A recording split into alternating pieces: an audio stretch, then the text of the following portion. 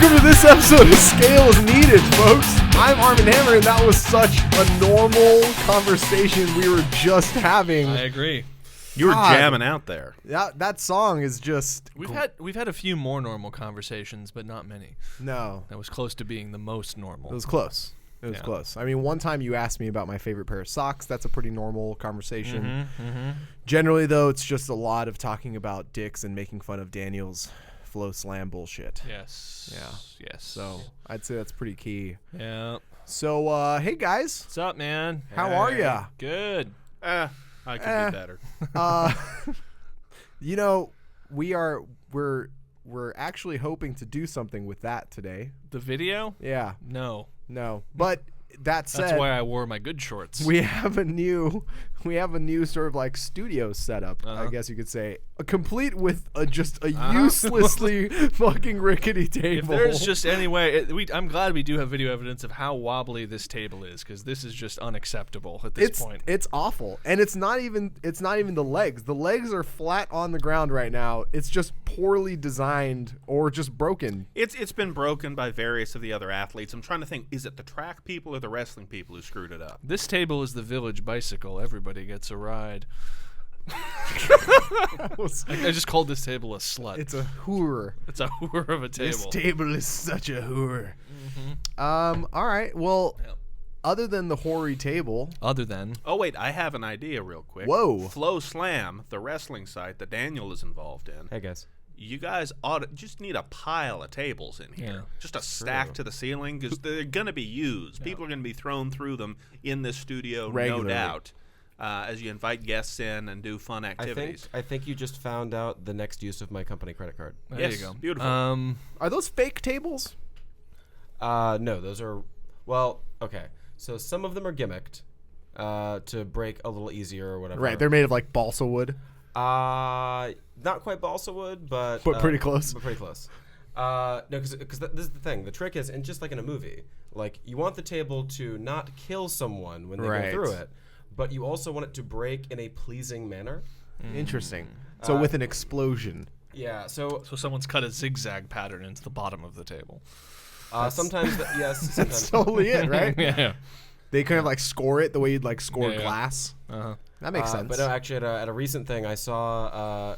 I think they just improvised this. But in the middle of a match, it was a hardcore match. Two guys, including Matt Riddle, who we have our documentary on. I don't care, but go on. Hey, fuck you. But they took the fight into the crowd. We're fighting through the crowd. That's pretty cool. Using crowd members as weapons. At a certain point. Oh, nice. I just envision like picking up like an 8-year-old, just like swinging them by the ankle. He just yanks off some guy's nutsack and hurls it at him. Really? Pop. Sadly, it had little effect. You just like blow them off, like shine them on the shirt, and then bing. It's like, but first he has to consider 3 things, and there's like an aluminum chair, just some guy who's drinking a beer, and he just yanks him off.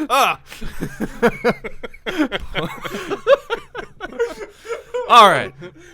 But Wow. and I saw. So that basically, long story short, they go over to the actual merch table where all the wrestlers are selling their merch and T-shirts and all of that, and knock all the shit off of it, and do I think it was a suplex into the table. Nice. And it demolished the table, but not in the way that it should have.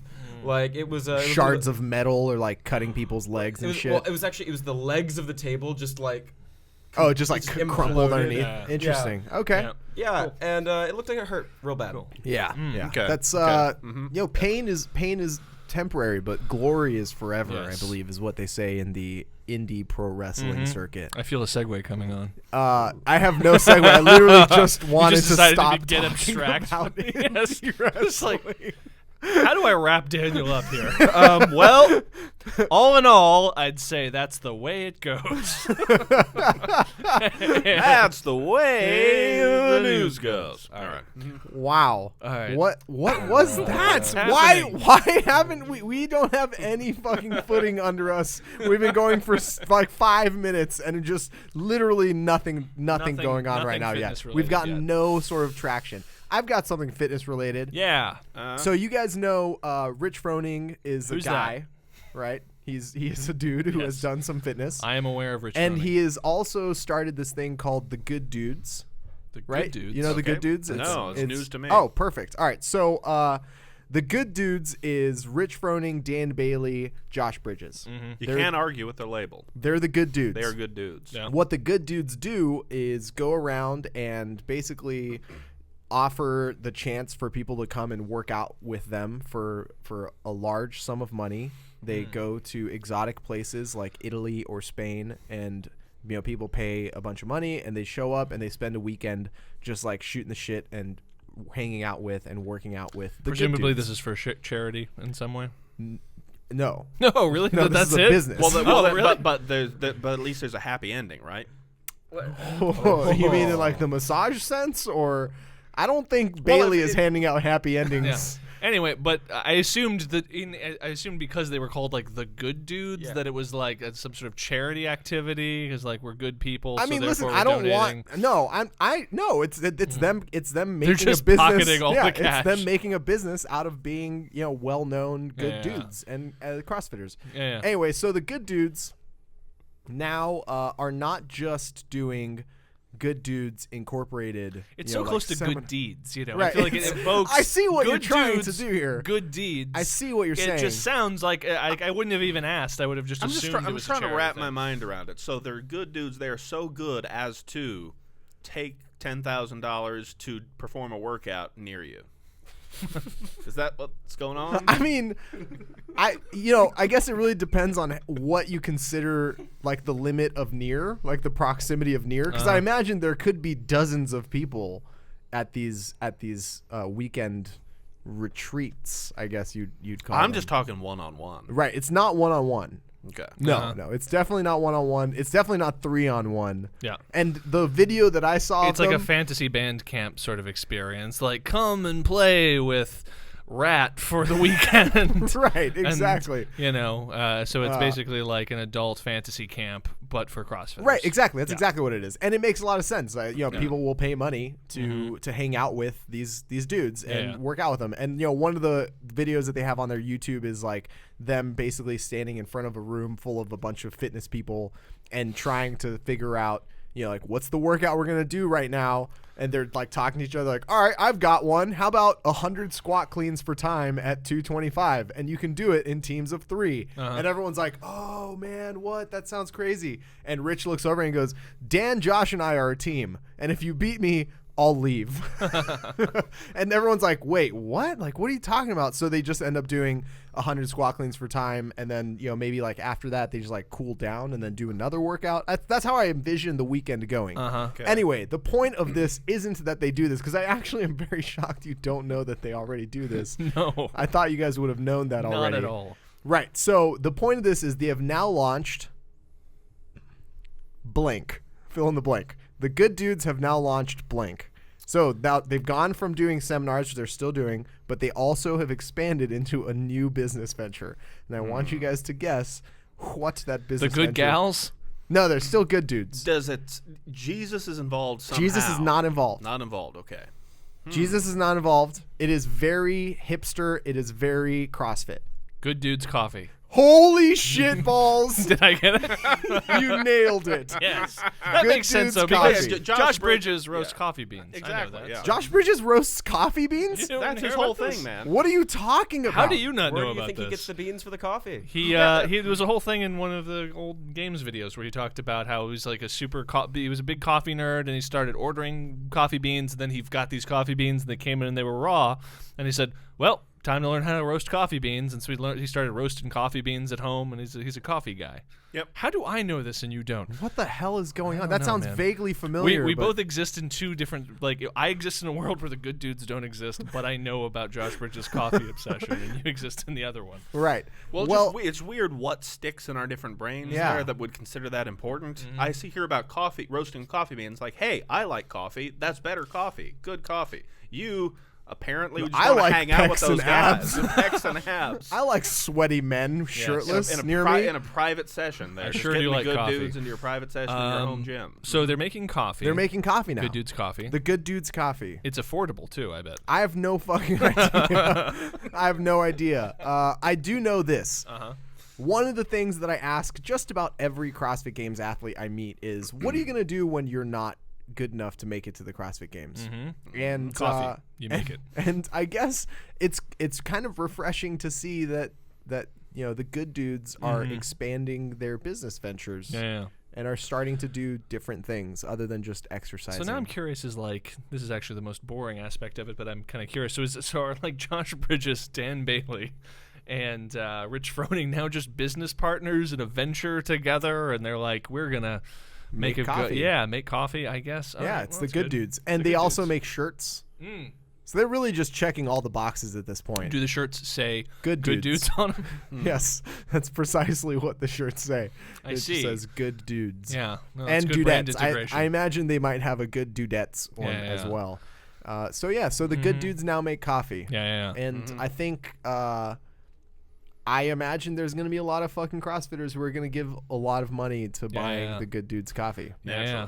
Well, when you have that big of a social media following between those three people... Next, beard oil. I'm calling it. Dude, if Josh Bridges doesn't launch his own little, like, mustachio oil... Yeah, mustache wax and beard oil. Yeah, what he should make is the bad guy. Ooh. Bad guy beard oil. The conquistador. Conquistador beard oil. It would help if he had any kind of bad guy persona going on. It is a bad guy mustache. It's a bad guy look, yeah. Bad guy look. Yeah. Yeah. It's like Ronnie Teasdale jorts. Teasdale. Ronnie, I don't know if you guys follow his Instagram at all. No. He, he's weird. That's obvious at this point. You know who Ronnie Teasdale is, right, Barely. Kyle? No? Okay. No. Maybe he's like a California thing. Yeah. He's known in LA as being kind of like this weird, crazy, sometimes angry gym owner who's also pretty competitive and has like made it to regionals a ton of times. This last year, over the past like year and a half, he's kind of stopped CrossFitting and still makes it to regionals, but he mainly does yoga and goes out and does like naked, like rock crystal vibration therapy in This is all news to me. Sure. Oh, you don't know this? No. Where do the crystals go? You've guessed wrong. Depends on how you're trying to align your chakras, you know. So he actually this past year at regionals in 2016, he showed up, and the very first event is those snatches, and he doesn't lift weights anymore. He just doesn't do that because his body's like all jacked up from like years and years of sports. So he mainly does yoga and like the occasional Metcon. And then most of his Metcons are like this weird like stand up and then touch the top of your head to the ground without letting the rest of your body touch the ground, like, and do that MRAP 5 minutes or something. Like those are his workouts. I don't understand how that works. Like he literally will like lean back, and then the top of his head touches the ground, but the rest of his body is not touching. Like his toes are on the ground. And then he'll like sit back up. It's like stationary limbo, I guess. Anyway, so he does that sort of thing. And at regionals last year, during that snatch workout, he walked onto the floor, and it was like, the first event, everyone's all jazzed up. People are doing like the set of 10 at 185, like touch and go. He walks up, and it's like 3, 2, 1, beep, and everyone like runs out, starts grabbing the bar. He like slowly walks up to the bar, chalks his hands, does one snatch, drops the bar, looks at his judge and goes, "We good?" And then just walks away. Does the minimum work necessary, lets everyone else just fucking like kill themselves. I'm just amazed in this context that he made it to regionals. Yeah. So what he was saying was, I don't know why he did this, but what he was saying was he went during the open, and the only 5 workouts he did for 5 weeks were those open workouts. So he would do them like 2 or 3 times a day over like the course of Thursday to Sunday until he got a score that was good enough to qualify him. Just do the same workout. Just do the same. Again. That's all he would do. Oh wow. He would just do the same workout over and over and over and over and over again, and then like Monday through Thursday, he would just kind of like try and recover and do his like chakra alignment yoga, and then start the process all over again. I think there would be a point of diminishing returns on that. I can't imagine that your score would improve on the 9th time. Right. It wouldn't improve unless, and this is a very key point that you might be missing unless you're crazy. Yes. Right. And if you're crazy, then really pain don't hurt. So you can do whatever you want. So crazy is the secret sauce. The crazy is the secret sauce. And if you have the right crystals inside your body while you're doing the workout, then you can actually gain energy. Right. And that crystal is crystal meth. Just a smidge of crystal meth in all of your holes, that will improve your WOD time. Right. It has all the vitamins and nutrients and meth I need. Yeah, I think it's underrated how actually crazy CrossFit Games athletes are. Yeah. No, that's the thing is that it is, like I think that when you look out at the field of people at a regional competition, like I had a buddy who's a camera guy and not a CrossFitter, and he was hired to go shoot the regionals a couple years ago just shoot some highlight footage for Reebok. And I remember he was texting me, and he was like, and partially to kind of fuck with me, but he's like, these guys are supposed to be like super fit and everything, but it's like I'm pretty sure I could do most of this stuff. And he's like, and look, and he's like, I can walk on my hands better than those guys. Meanwhile, they've just this was like 2 years ago, and they've just done like a bunch of 185 snatches or whatever the fuck they did, or overhead squats or whatever the thing was. And while there was an element of, hey, I'm just fucking with you in that, I think that there is, I think to the outside world looking at the people at regionals, you underestimate by miles how fit it even takes to not qualify for the CrossFit Games and make it at regionals. But then beyond that, how different all of their lives look to your life, and how singularly obsessed those people have to be, as opposed to your weekend warrior type of CrossFit, like me, let's say, right? Your weekend warrior type CrossFitter. And I think that requires a certain kind of personality or a certain kind of lack of mental stability to maintain over time. Weekend warrior CrossFitter. I only do CrossFit on the weekends. Exactly. Or someone like Armen, who can do a workout and then feel bad about himself for hours afterward. Yeah. That is true. That still happens to this day. There's I guess crazy might be. So crazy might be underplaying it a little bit. It might be kind of like in a demeaning way, and I don't mean it in a demeaning way. Kyle might mean it in a demeaning way, but I don't mean it in a demeaning way. What I mean is, there is a difference in the mind of someone who does that versus someone who doesn't. And it's something like, this obsessive desire and need to put themselves in that place. And some people I feel like some people have that and some people don't. And I feel like it's trainable. You can kind of get used to that suffering and that pain and find positives in it. And, I think that's one of the things that's very undervalued when people are looking at their potential to be good at CrossFit. Sure. But it's like I'm missing a lot more than just crazy between me now and getting to no amount of crazy is going to get me above those rings. Ramp up the crazy on the Westworld, iPad dial all the way to 14. That's still not going to get me to regionals. Crazy still cannot undo gravity, as it turns out. Right.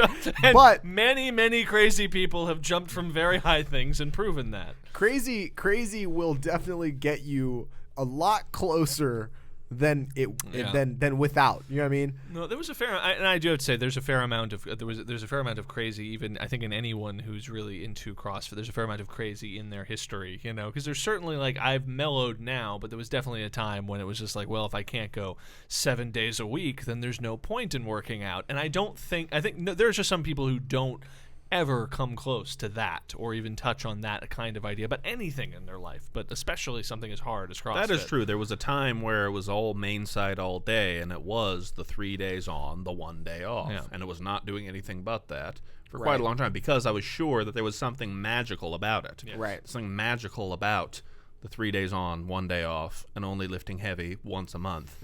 That actually worked out pretty goddamn well for me. I was a lot fitter than I am now. Yeah, seriously. Here it is. Seriously, it's coming back. Here it comes. I really should probably switch back over to the main site. You don't need bodybuilding anymore. Go back to main site. Yeah. Right now is a very good time to just ditch your bodybuilding and go straight to main site. How good an idea is that? That's about $200. It's about $200 worth of an idea. Uh-huh.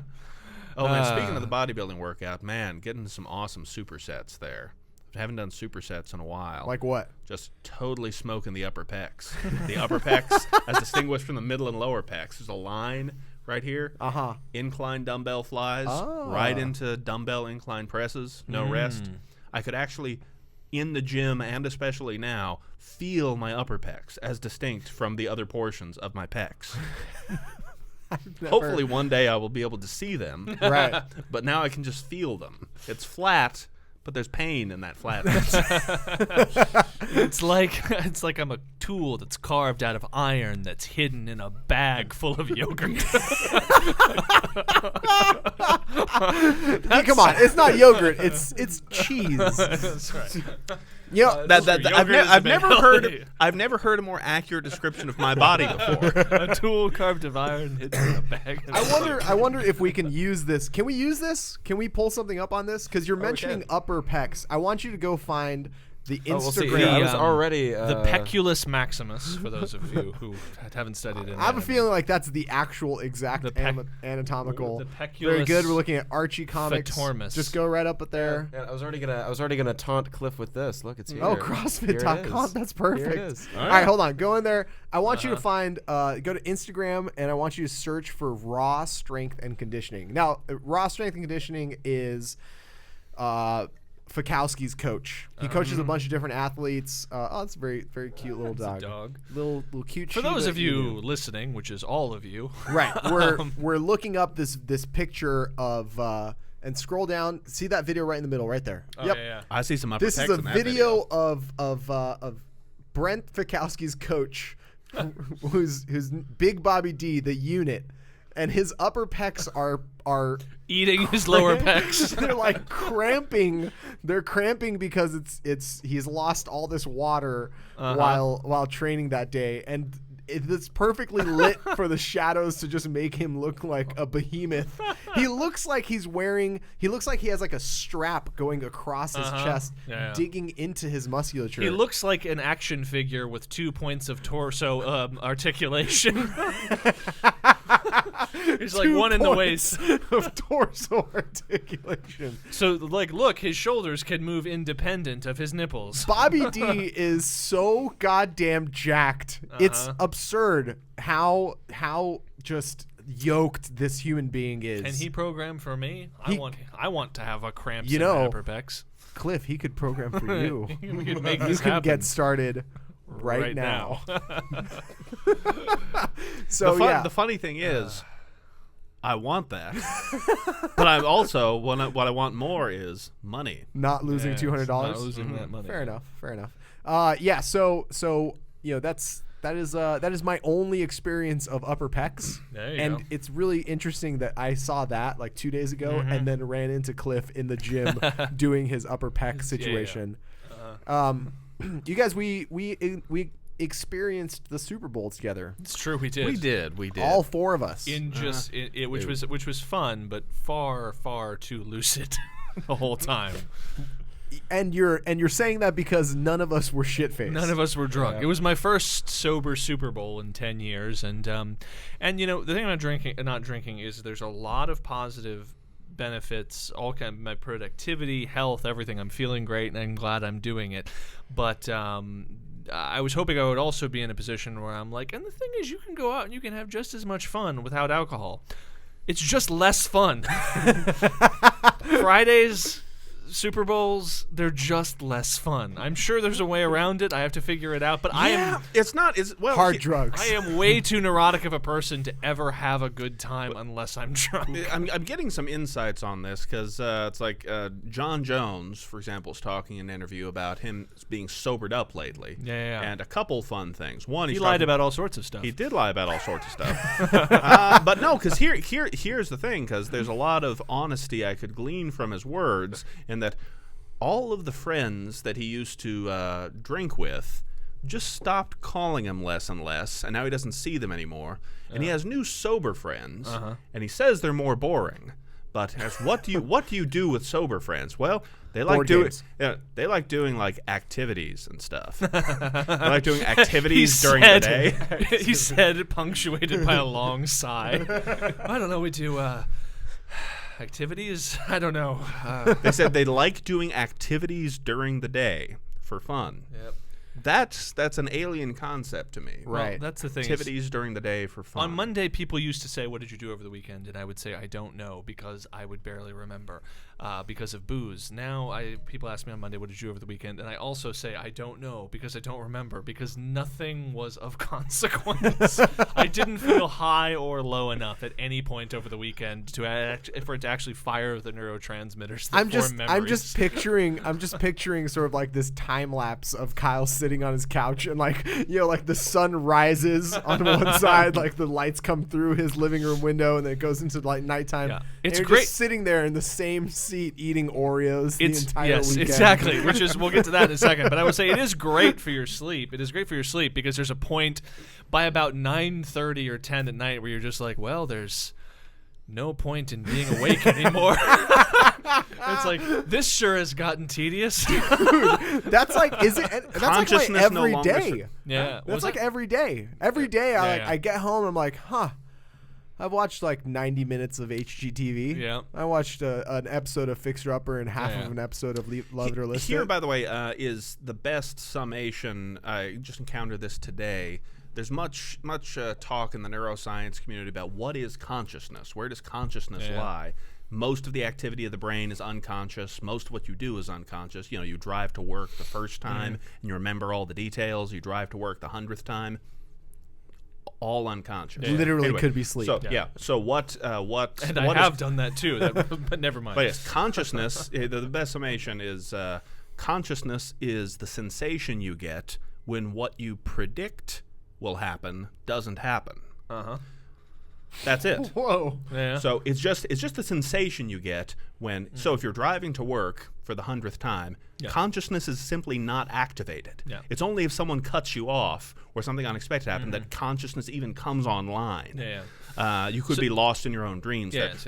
When alcohol happens, I'm trying to think out loud here. When alcohol happens, new and interesting things occur. Yeah. So even though you're not forming memories as well, consciousness certainly comes online during those times. When you drink, even the most mundane of activities or events becomes super fun. Super fun and great. Whereas, I've experienced this. Okay, it's 10:30 now. My consciousness really has no further purpose to serve. Might as well end it. Yes, exactly. Might as well just have the consciousness cease being for the next 8 hours. Right around 10:30 every night, I'm like, well, I don't want to be in this world anymore. and then I walk to the bed and I turn off. That's like drinking makes even the most mundane activities more fun.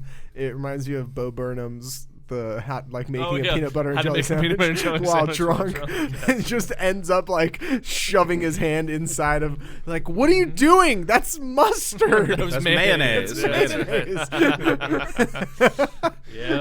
That's very true. But so that was the way I got through the Super Bowl. So kind of one step back, 2 steps forward on this whole drinking thing, or possibly 4 steps back, 2 steps forward. Was just I just shoved Oreos into my mouth the whole time to try and distract myself. Like a 5-person family's supply of French onion dip and chips. Yeah, I sure did.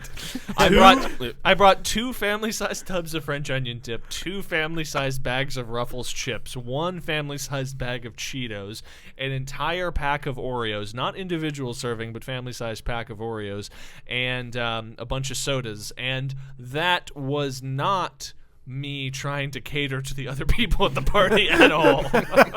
That was me saying, well, this is my supply, so I know that I won't run out at any point. And it worked. Yeah, it's true. You didn't drink. But or have fun.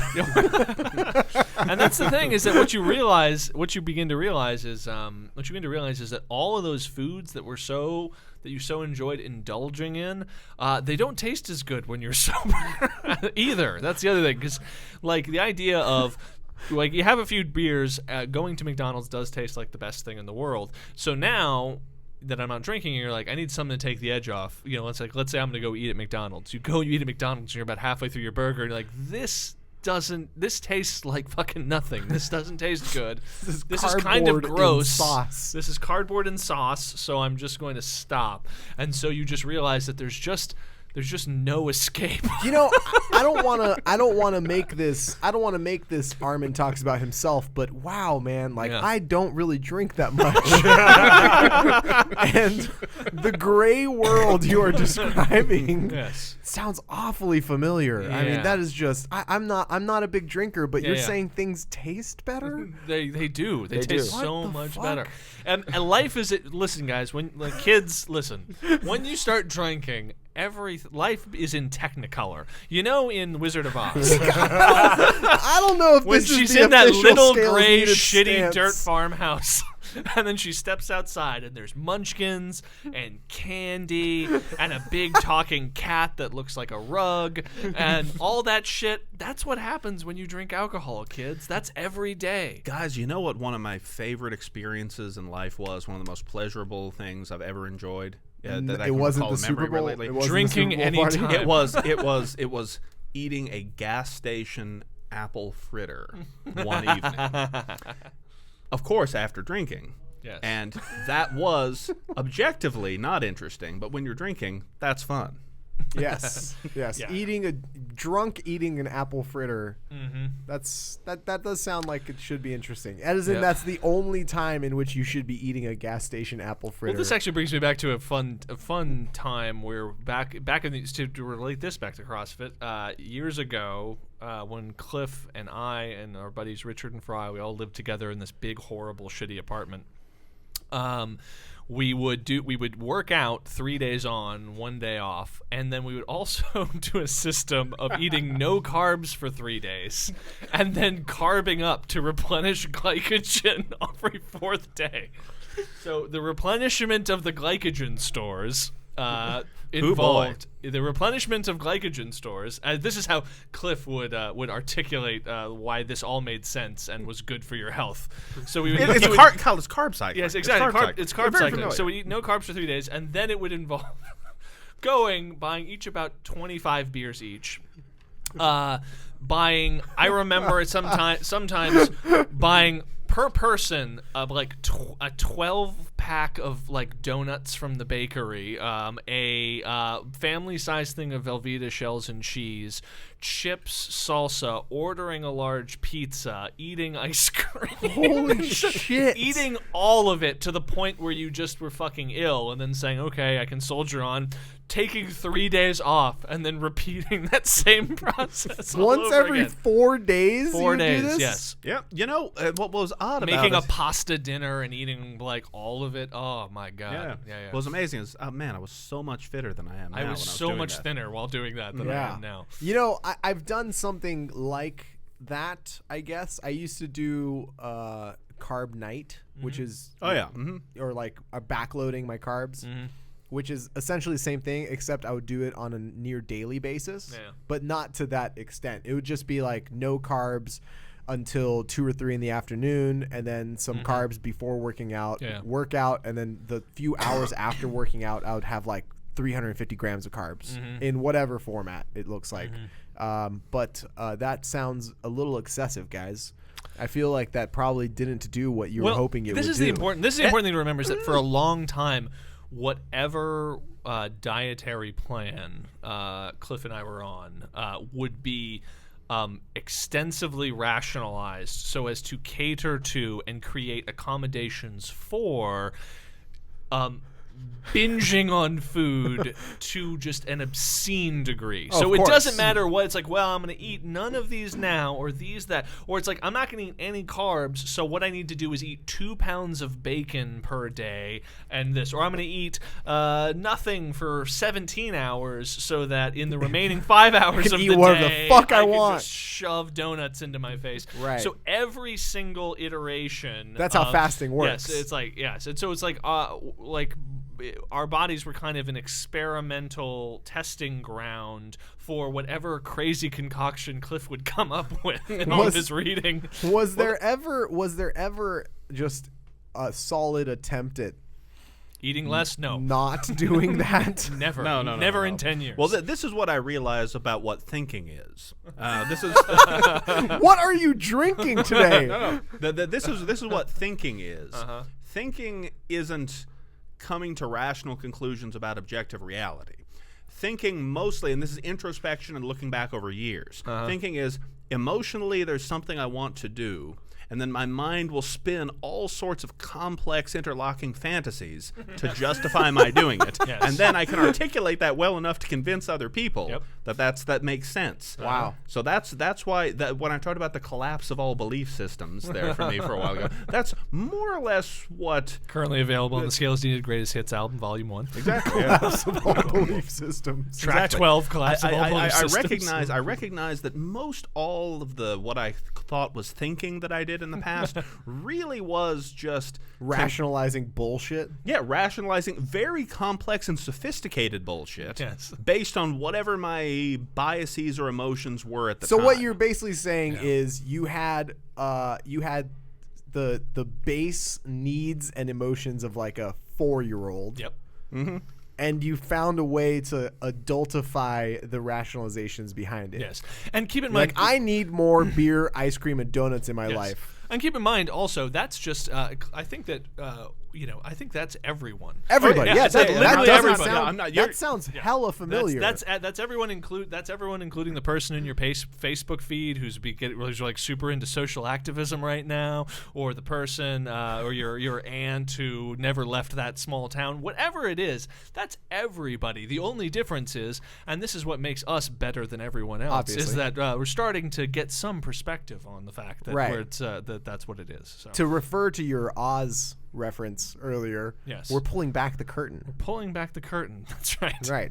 Well, for example, On our own consciousness and So, thinking. and by the way, and that's exactly what drinking is. The only Pulling back the curtain? No, it's exactly like the Wizard of Oz. I just want to warn you kids that occasionally a swarm of flying monkeys will attack you when drinking. It's all Technicolor, then flying monkeys. But no, this is fairly obvious when looking at something. Well, here's the thing.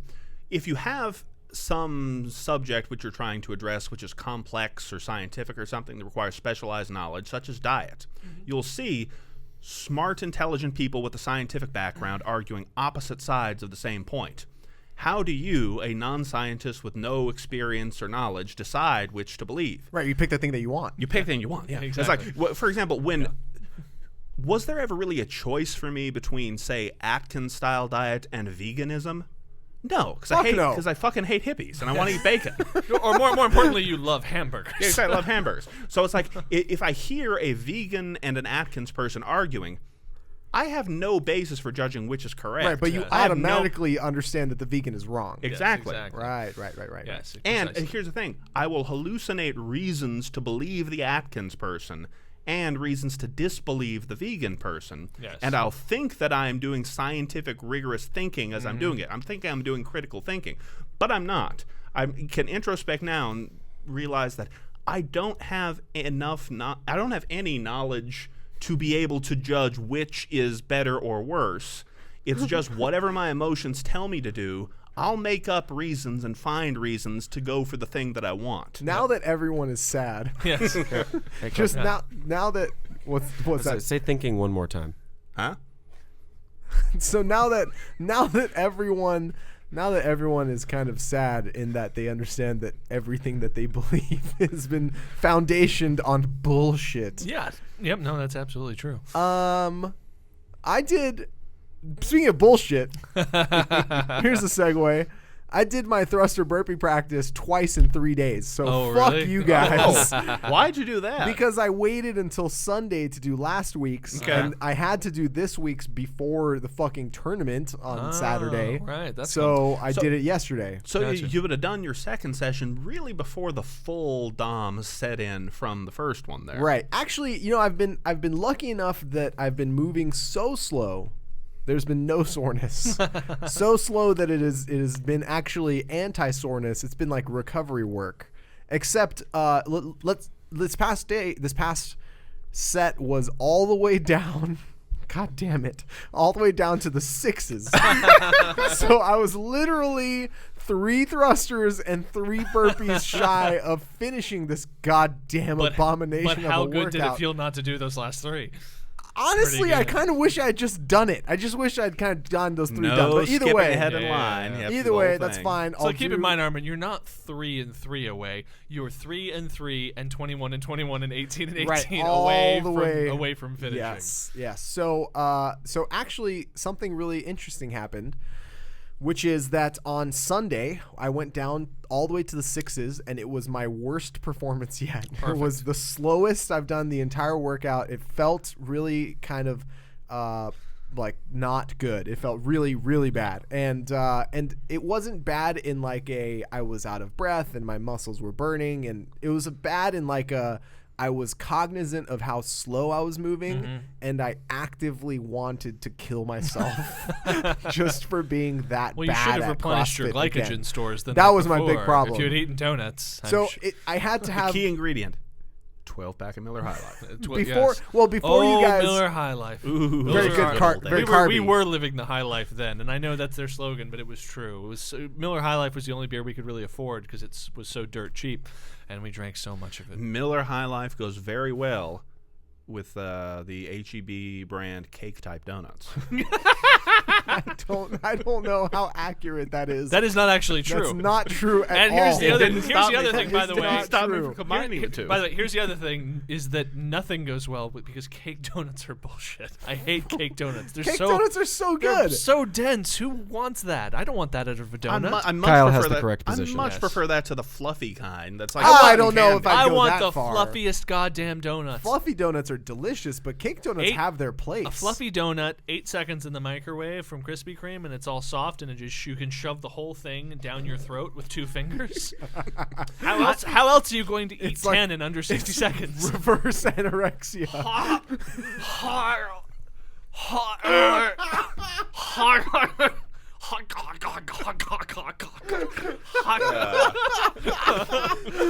The important thing is not using your teeth.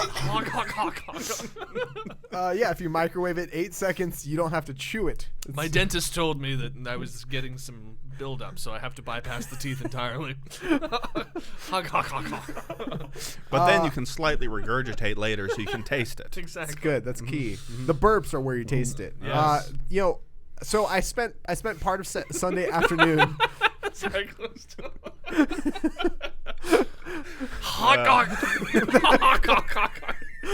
fucking sound. What makes this sound funny is you can tell I'm working for it. Yeah, that is strong to quite strong. Yeah. So after mentally recovering from that on Sunday, and having the party, and here's what I attribute this to. On Sunday, I joined in on French onion dip, Ruffles, and Oreos. Goddamn right you did. Because it's delicious. Because H-E-B French onion dip. And it's the also best. Carbing up. Yes. Clearly, I have to carb up. Yes. So on Tuesday, when I redid all the way down through the 6s, I actually beat my time through the 9s by 2.5 minutes. Huh. So it was like you see?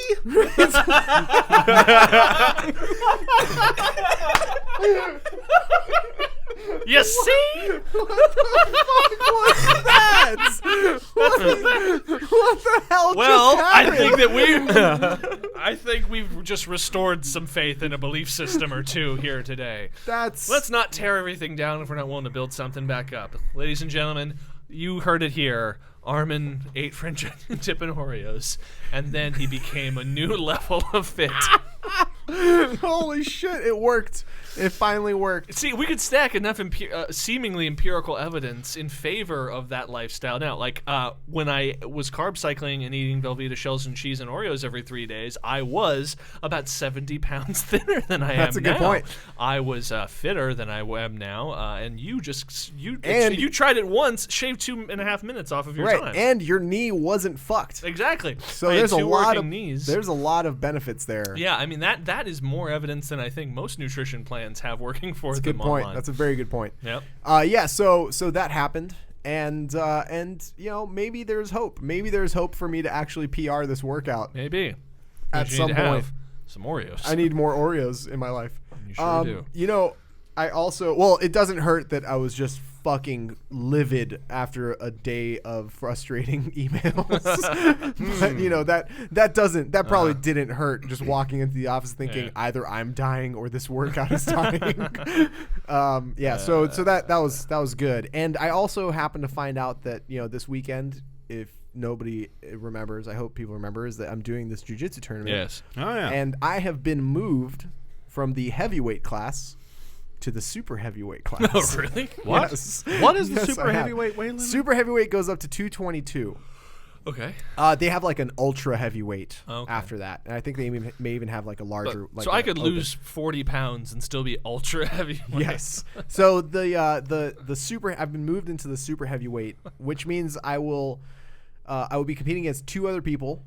Instead of 4 other people. So it's a slightly smaller division. But also, I think, and I haven't really talked to my professor yet about this, but I think it's because I'm probably already stronger than both the heavyweights and the super heavyweights. Chances are they haven't been doing like lifting as long as I have. Yeah. And I'm probably in better shape. Yep. So I have a better chance of running into like a chubby guy who's out of shape in the super heavyweights than I do in the heavyweights. And that means that I can push the limits of cardio on this fat motherfucker and end it. Yes, but you should also do some training where like you try and have to like fight your way through a guard, but while someone puts like heavy bags of potatoes on top of you. Yes, well, I do generally train. I'd say it's half and half against people who are like slightly smaller than me to people who are like slightly larger than me. Yeah. So now at this point, Armen, I'm rooting for the other guys. Why? It's just a jock bullying fat kids. Yeah. What the fuck fuck is wrong with you, man? That's not the way this works. I'm your friend. I'm the one you should be rooting for. You've seen my fat Armen picture. You need to be rooting for the David versus the Goliaths. It's not the other way around. Listen, just some chubby guys getting together, trying to have a good time, and then someone just comes and slaps their fucking drinks out of their hands. Yes. Yeah, that's that would be here. me. Yep. That would be me. So so yeah, that's going to be really interesting. And I'll be up on Saturday afternoon. I know the schedule. So This is in Houston? Yeah. Nice. Yeah. Hubcap Bar and Grill downtown. Okay. In the downtown area. I'll keep that in mind. Good burger. Do that little bit of a Have a little beer, have a burger. Post gold medal celebration. But make sure you tell me how the beer tastes. But it's going to taste great. Really, no. Slower, Armen.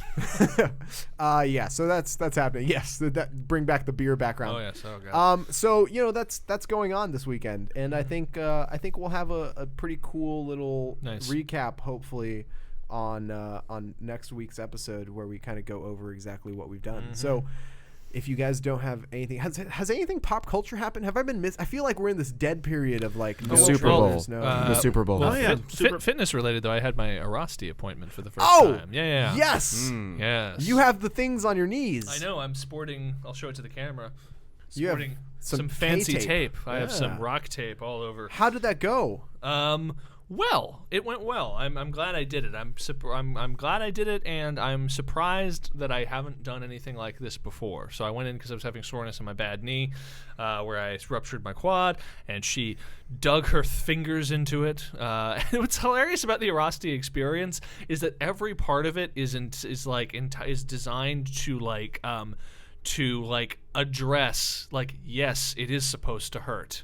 That we're not doing anything wrong. So when you start out, they show you this pamphlet or this thing, and one of the things it says is it's something to the effect of this will be painful. Then you sit down and they give you literature at the end where when literally a big block is was that supposed to hurt as much as it did? And then they show you that. And then they give you a little survey at the end on an iPad, and they were like, how would you rate your pain? Fucking painful! Exactly. And so, but no, I think I got off easy. I know Ray had gone to the same person right before me, and it was a doozy of an experience.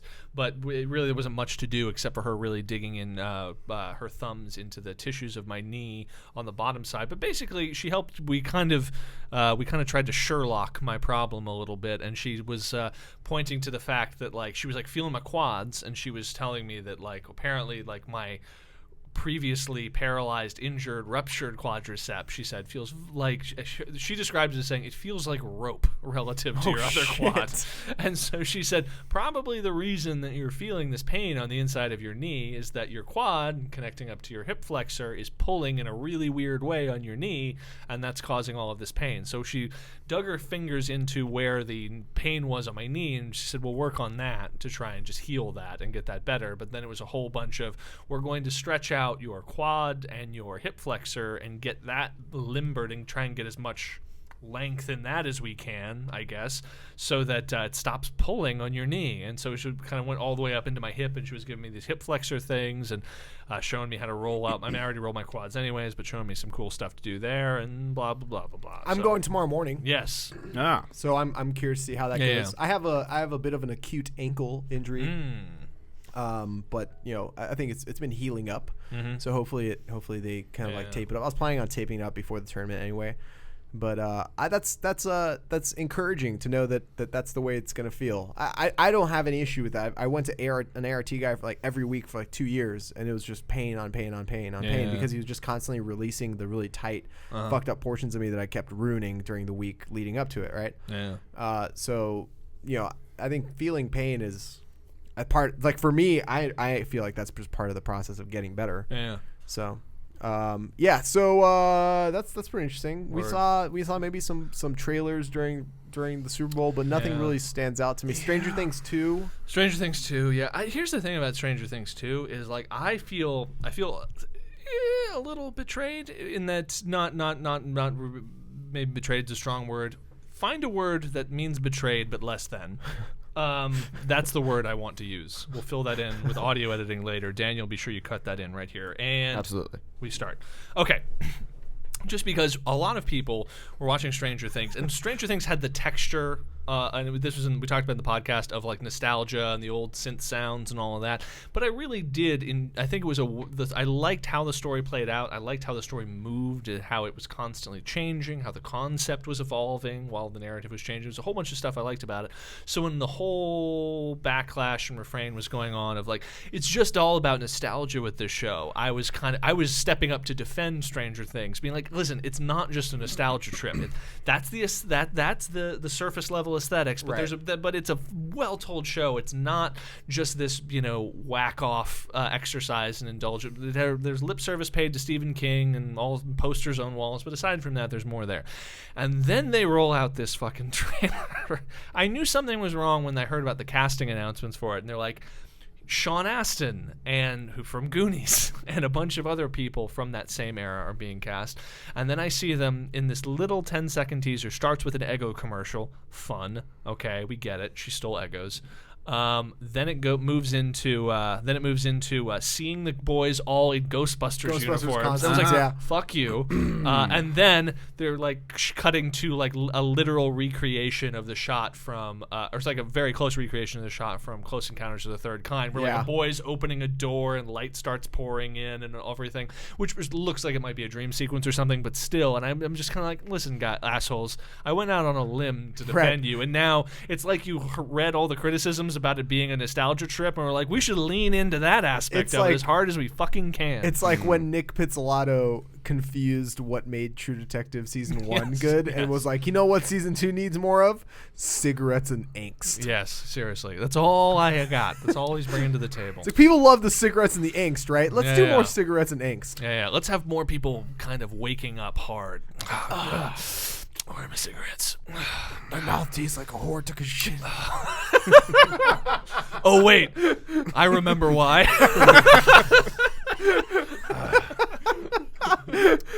I don't remember any of the trailers that Bitch stole my shoes. Oh, yeah. But what I do remember is Billy Zane. Is that French onion dip? Sorry. Billy Zane. Back on topic. Billy Zane. Billy Zane as the new golden KFC spokesman. Gold Colonel. It's like gold. It's like Billy's. It's like, hey, Billy Zane, would you like to be the new Colonel? Yeah, absolutely. All right, here's what we're gonna do. We're going to put a mustache on you. Okay, that's fine. And a wig. Well, I mean, my bald head is kind of what. No, trust us, Billy Zane. Put this wig on. All right, that's fine. I mean, you can barely tell it. Now some glasses. Okay. All right, I got it. Okay, now we're going to paint you gold from head to toe. And what they should have had is had him recreate some of his classic lines. Mm-hmm. I put the diamond in the coat. I put the coat on the girl. That would have been great. Then you wouldn't be able to miss it. He has classic lines. That's a classic line. Well, I haven't. No. Yeah. I think Kyle's finishing that with "I agree" was where he's going with that. I mean, I've seen Titanic a handful of times, but what I know Billy Zane from most is Demon Knight, which is the best movie of all time. Oh yeah, of course. Yeah, there he is. Well, we also Billy saw Zane. It wasn't just Gold Billy Zane. We also saw Jeffrey Rush as Albert Einstein. Yes, but he was playing the violin, and the song he was playing was a Lady Gaga song. It was a Lady Gaga song that we just finished hearing at the halftime. Oh, isn't that clever that you guys planned all that? Yeah. I was very confused by the entire situation there. So I think that's kind of key these days to have Super Bowl commercials that are confusing. Mm-hmm. Yeah, it was good. It was fun. So we'll leave that in the past if we remember anything else interesting, other than obviously pointing out that Super Bowl was one of the most exciting games of football I've ever seen, and probably like the best comeback of all time. Yeah, that's incidental. Blah blah blah blah blah. Whatever. Blah blah blah. All right, moving on. Mm-hmm. We have a lot of new reviews, guys. Really? We have not only do we have a lot of new reviews, but actually I got an email with other things in the gym that should piss us off. Nice. So I'm going to start with the email. Nice. The email is from David Keeve, who says, "Hi, Armen. I wanted to contribute this picture to you guys of this guy wearing street clothes to the gym. I took this picture 2 years ago at my college's fitness center, which is in Chicago and also has a lot of hipsters. I'm going to forward this to you right now, Daniel, so you can pull it up and you guys can watch it." I don't know. You know what you should have done, Armen? You should have forwarded it to him before. Yeah, no. That might have been helpful. You're talking about that won't work. Anyway, I took the picture 2 years ago at my college's fitness center, which is in Chicago and also has a lot of hipsters. This person decided to wear dress shoes to the gym to do some bicep curls. I'm always on the lookout for funny things to capture. We have an equivalent trap bar deadlift guy, and I think mine takes the cake. So, you think, I don't know, trap bar deadlift guy for us is about as bad. The picture looks literally like someone wearing workout clothes. I am so excited to see it. Yes, he's wearing workout clothes, like basketball shorts. He's holding like 15 or 20-pound dumbbells in his hands, and he's wearing leather loafers instead of, any sort of fitness shoe. There he is, right there in the middle. Oh, yeah. Leather loafers, as if he's going to his cousin's wedding or some shit. It looks like he's wearing athletic shorts of some kind. Yes, he's wearing like basketball shorts and leather loafers and just over the ankle length socks, which is not a good look for anybody in any situation That ever. guy has a lot of problems. Lots of problems. Yes. All right. Okay, let's get into these reviews. I think we have almost 9 new reviews. Nice. All of them are 5 stars. Let's start with listen to this podcast from Josh in the gym, which I know Josh, you're hilarious. I think it's cool that you find us hilarious. He says, "Trap bar guy had me weak, LOL. Great podcast, fellas." Who is Josh? Josh is if it's the Josh in the gym that I know, that's Josh Murillo. He and we used to train together out in LA.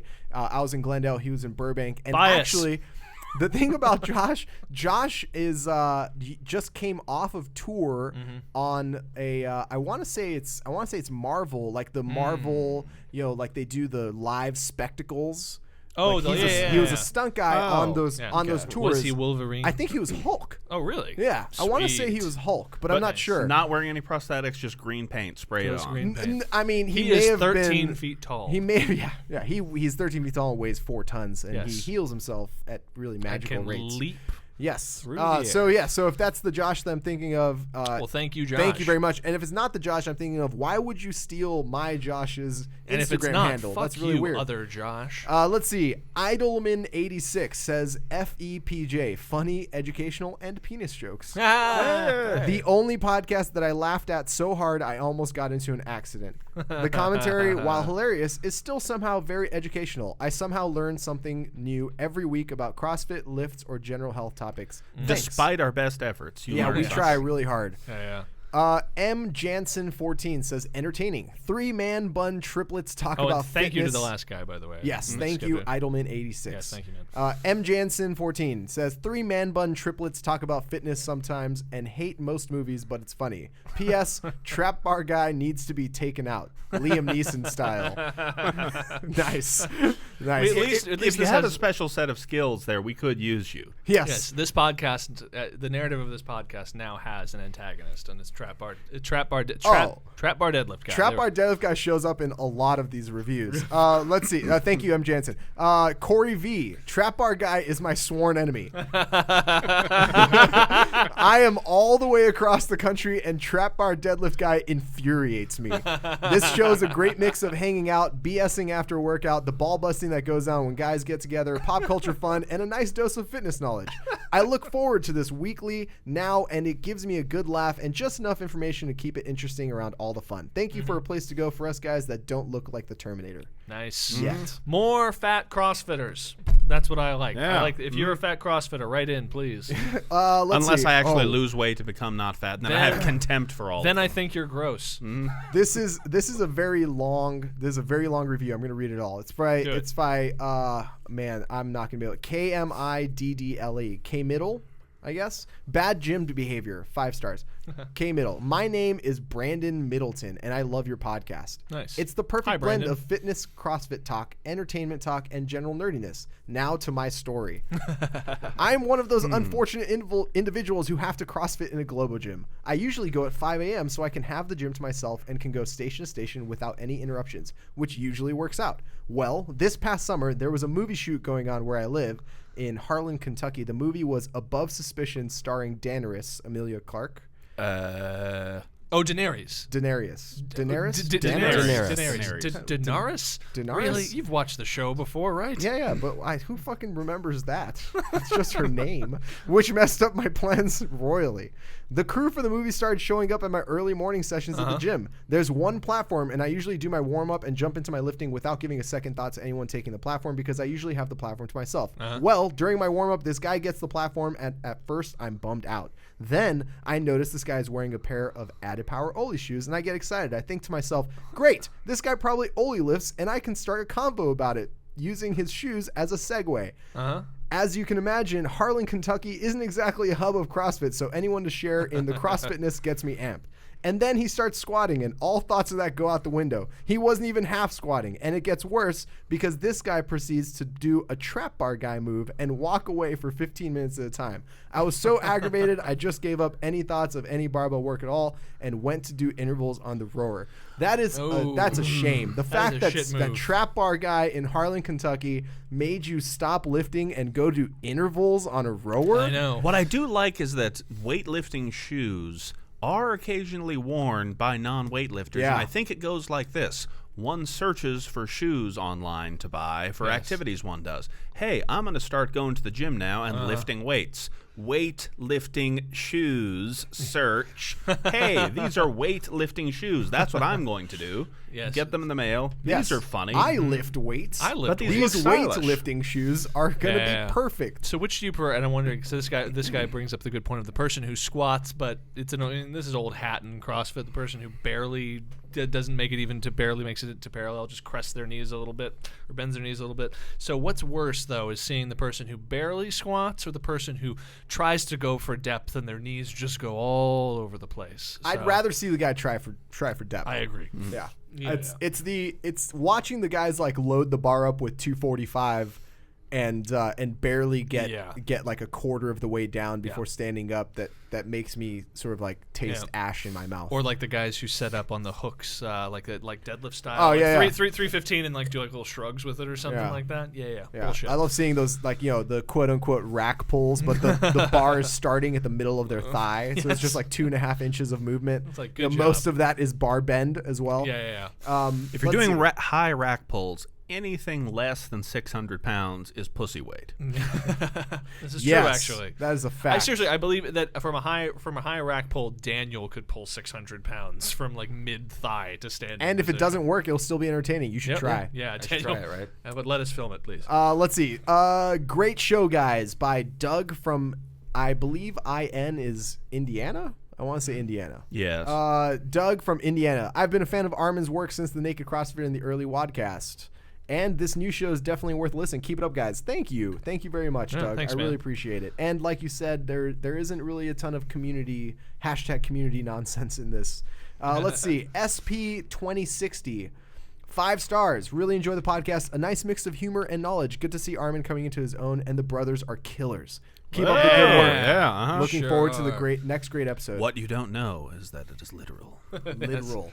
Buddy Flo, the penultimate podcast. 5 stars. No joke. I look forward to this podcast more than any other of my regulars, including NPR, How Did This Get Made, Keeping It 1600, even the Wadcast podcast. Armen, Kyle, and Cliff are freaking hilarious. NPR. Jesus. I don't say, how could it be crossover audience? Obviously more than NPR. Right. Obviously. Right. Don't we all? Armen, Kyle, and Cliff are freaking hilarious, bright, and refreshing. They wax poetic on CrossFit, street clothes gym guy, hipsters, current movies, relationships, personal goals, and include just the right amount of dick jokes. Love you guys. Whitney in L.A. Nice. Ooh, a lady. A lady who likes dick jokes. Well, hello, Whitney. Hello. Let's see. And then the final 5-star review is You can use that as a ringtone, Whitney, by the way. My voice saying your name. Wait, let's get it clean. Hello, Whitney. See? Text alert. Boom, right there. No match for Froning says, not enough rings of Saturn. love listening to the podcast. The mix-up of music and movies along with fitness is a nice change-up from other podcasts, and you get to see the other side of CrossFitters and their interests. I was wondering if Armen would do any more Going Team episodes, and if you have ever had guests on the show, please invite Mr. Sam Dancer. He seems like a very down-to-earth guy that would fit in very well with the podcast and what you guys are about. And then call it Sam Dancer's Big Ol' Episode Part 2. Yeah, that's strong. No match for Froning. Thank you very much for that suggestion. And I imagine at some point in the future we will have guests coming into the episode because people come to Austin all the time, and it would be a shame if we didn't do that. If you haven't seen, when Scales Needed was a studio show, I had OPT on, and he was kind enough to give me 20 minutes of his time after a long day of seminars, and we did a little funny bit where I forget OPT won the CrossFit Games and he's standing next to me, and so there's definitely potential for us to have guests on the show. Oh yes. So thank you so much, guys, for those 5-star reviews, and we are now back, by the way, at a 5-star overall rating. Goddamn right we are. Yes, yeah, that's right. Yeah, and just encouraging everyone, please write us in, give us a 5-star review. We will read it on air, as we just did, and please share with us, whether it's via email or tweeting at us or putting it in one of the 5-star reviews, stories of bad gym behavior. We want to hear about your terrible trap bar deadlift guys in your gym and what assholes they are, and we will shame them on this podcast. At some point, if people keep sending us these stories of bad gym behavior, at some point I know for a fact that we are going to show up. Like, a story about me in the gym will show up, and it'll turn out that I am the biggest of all assholes in the gym. I have noticed myself refraining from mentioning when people ask me about my Flow Sports shirt that I host a podcast called Scales Needed, because I'm not sure I want anyone at my gym to actually tune in and watch. Yeah, that's probably for the better. That's a good point. That's a good point. Anyway, folks, thank you so much for listening. Gentlemen, your social media handles. I am at Mr. Kyle Bogart on Instagram and Twitter. Yes. I am at HeteroBear on Twitter. And I am at Armen Hoists on all the things. Thank you so much for listening again, folks, and we will catch you next week with my gold medal around my neck. Yeah. Uh-huh.